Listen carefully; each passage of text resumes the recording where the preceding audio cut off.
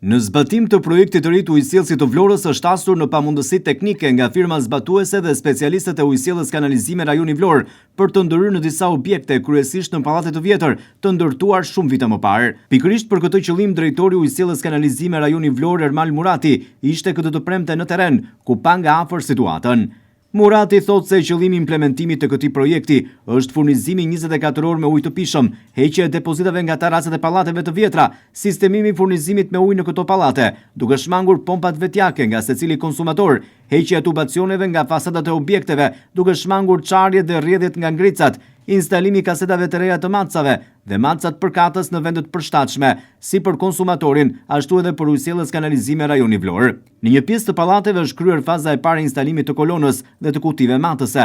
Drejtori i ujësjelljes kanalizime rajoni Vlorë, Ermal Murati, thotë se janë 180 objekte të evidentuara, të ndërtuara kryesisht përpara viteve 90 dhe ku do të bëhet instalimi i kolonës dhe linja e re, si dhe instalimi i macave. Projekti i ujësjellësit Vlorës në bashkëpunim me qeverinë shqiptare dhe KFV-n parashikon një sër aktivitetesh për furnizimin me ujë 24 orë të qytetit Vlorës. Përveç rrjetit shpërndarës, një nga elementet kryesor janë që rreth 180 objekte apo hyrje janë subjekt i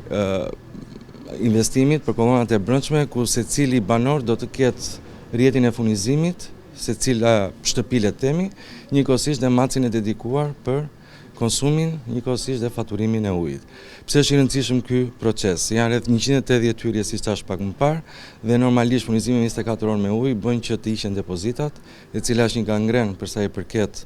le të themi menaxhimit të furnizimit me ujë, njëkohësisht edhe për nga ana e sigurisë nuk është zgjidhja më e mirë që është përdorur, dhe heqja e këtyre do lirojë edhe një herë terracat e pallateve. Njëkohësisht edhe pompat, të cilat kanë qenë një problem shumë i madh, sepse furnizimi me pompa ka pasur edhe probleme të energjisë, të sigurisë së shëndetit, njëkohësisht ka pasur edhe situata pa anomali ku dikush ka pas një pompë të fuqishme, merrte më tepër ujë, dikush ka pas një pompë më të vogël, nuk ka pasur presionin e duhur. Tani me gjithë investim që po bëhet, presioni do jetë njësoj për gjithë qytetarët, presioni i ujit, sasia e ujit të furnizimit gjithashtu, dhe këto objektet e vjetra që janë para viteve 90 le të themi, ky pallat që jemi këtu është i vitit 1960 dhe ka gjetur të zgjidhje le të themi jo më e mira, por për kushtet ku ka qenë qyteti i Vlorës, ka qenë një zgjidhje me depozita. Qëllimi kryesor është heqja një herë për gjithmonë depozitave, pompave të ujit individuale, njëkohësisht edhe furnizimi me ujë 24 orë. Murati thotë se projekti do të mbyllet në maj të vitit që vjen dhe është një nga projektet më të rëndësishme të zhvilluara nga qeveria shqiptare në Vlorë. Gjithë projekti parashikohet të mbyllet në maj të vitit që vjen. Projekti ka disa fusha të aktivitetit vetë, vetëm sistemi i shpërndarjes, ka pompat e reja të qytetit, stacioni numër 4 që është zemra e furnizimit me ujë të prodhimit me ujë të qytetit Vlorës, parashikon dhomën e re të komandimit, parashikon sistemin SCADA, njëkohësisht parashikon dhe dhomën e re të klorinimit. Pra, ky projekt me gjithë të aktivitet të sistemit shpërndarjes furnizimit me ujë parashikohet të mbyllet në maj të vitit tjetër. Drejtori i ujësjelljes kanalizime rajoni Vlorë, Ermal Murati, thotë se gjatë zbatimit të këtij projekti, kryesisht në këto objekte të para viteve 90, janë hasur vështirësi në komunikimin me qytetarët, të cilët nuk po e kuptojnë ende rëndësinë e këtij projekti. Unë doja të përfitoja nga rasti kemi bërë sot një njoftim si ujësjellës kanalizime në bashkëpunim me firmën që implementon projektin, kemi hasur dhe vështirësi.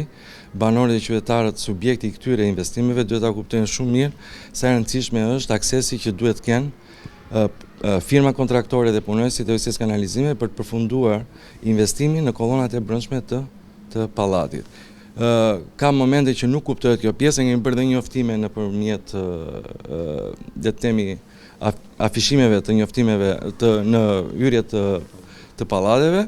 por nuk është kuptuar dhe kanë hasur dhe vështirësi. Ky është një hap i parë i njoftimit për të rritur atë sensibilizimin e qytetarëve, sidomos të këtyre objekteve që janë të viteve 160 apo 70, që të lejojnë